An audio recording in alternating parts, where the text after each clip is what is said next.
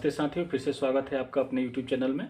और जैसा कि आपके इस YouTube चैनल पे कानून की बातें होती हैं, समाज की बातें होती है, न्यू लॉज के बारे में बातें होती हैं और जो ऑनगोइंग चीज़ें होती है सोसाइटी में उस पर हम लोग डिस्कस करते हैं।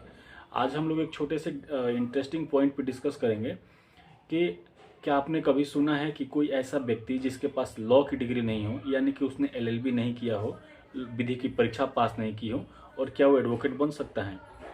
इन आपने कई बार सुना होगा कि देखा होगा कि कई लोग होते हैं जो एडवोकेट्स नहीं हैं, लेकिन उनका कुछ अपना मुकदमा होता है तो वो कोर्ट में जाके खुद ही अपनी बात रखते हैं जज साहब के सामने। लेकिन एक बड़ा ही इंटरेस्टिंग रोचक कहानी है हमारे भारतीय लॉ के इतिहास में, कानून के इतिहास में, कि हमारे देश में एक ऐसा व्यक्ति भारत का मुख्य न्यायाधीश यानी सुप्रीम कोर्ट का जो मुख्य न्यायाधीश होता है, मेन जज होता है, उस पद पर एक व्यक्ति पहुंचा है। और वो व्यक्ति, उन्होंने लॉ की पढ़ाई नहीं की थी और उनका 10 महीने का कार्यकाल रहा था as a chief justice of India. तो ये बड़ा ही इंटरेस्टिंग है।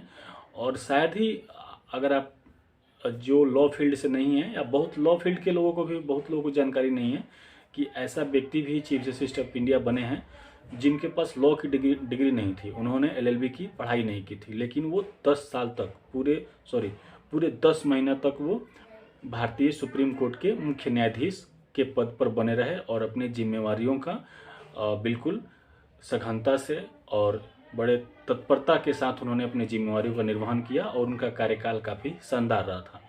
तो आइए जानते हैं कि कौन वह व्यक्ति है जो बिना लॉ किए, बिना विधि की परीक्षा पास किए, बिना LLB की डिग्री लिए वो जज बने, डिस्ट्रिक्ट जज बने, हाई कोर्ट के जज बने और बाद में सुप्रीम कोर्ट के जज बनने के बाद चीफ जस्टिस ऑफ इंडिया भी रहे, वो भी पूरे 10 महीने के लिए। तो शुरुआत होती है एक जस्टिस हैं, उनका नाम है जस्टिस कैलाश नाथ वांचू। कैलाश नाथ वांचू नाम के ये जज साहब थे। इनका जन्म हुआ था 1903 ईस्वी में इलाहाबाद में, और एक समृद्ध परिवार से, शिक्षित परिवार से थे। और इनकी पढ़ाई लिखाई इलाहाबाद से हुई, बाद में विदेश गए पढ़ने के लिए, वापिस आए इंडिया।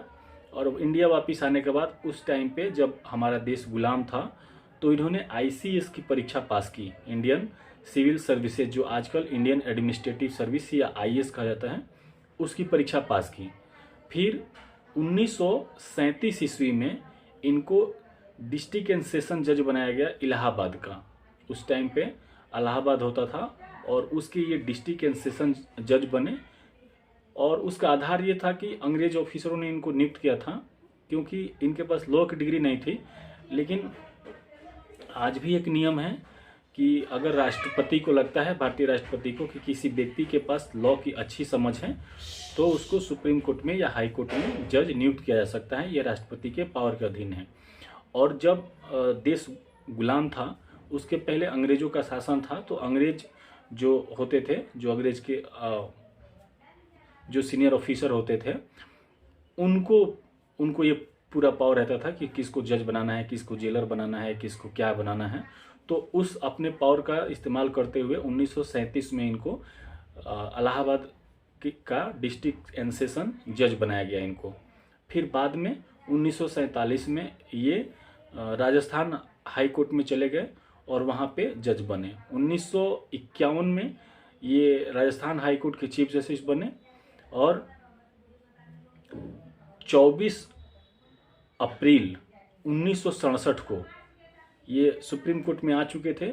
और 24 अप्रैल 1967 को जो सर्विंग उस समय के वर्तमान जो चीफ जस्टिस ऑफ इंडिया थे, उनका नाम था जस्टिस के सुब्बा राव। तो के सुब्बा राव साहब जो सुप्रीम कोर्ट के मेन जज थे, उन्होंने किसी कारणवश इस्तीफा दे दिया अपने पद से।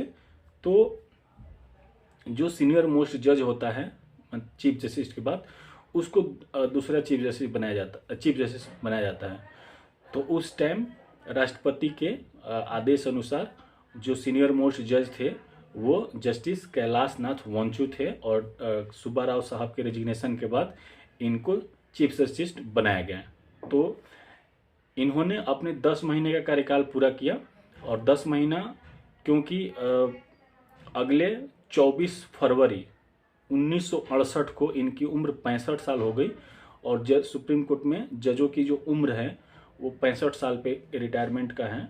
तो 65 साल जब उनका उम्र पूरा हुआ 24 फरवरी 1968 को, तो वो अपने पद से काफ़ी गरिमापूर्ण और बड़े आदर सम्मान सहित वो अपने पद से रिटायर हुए।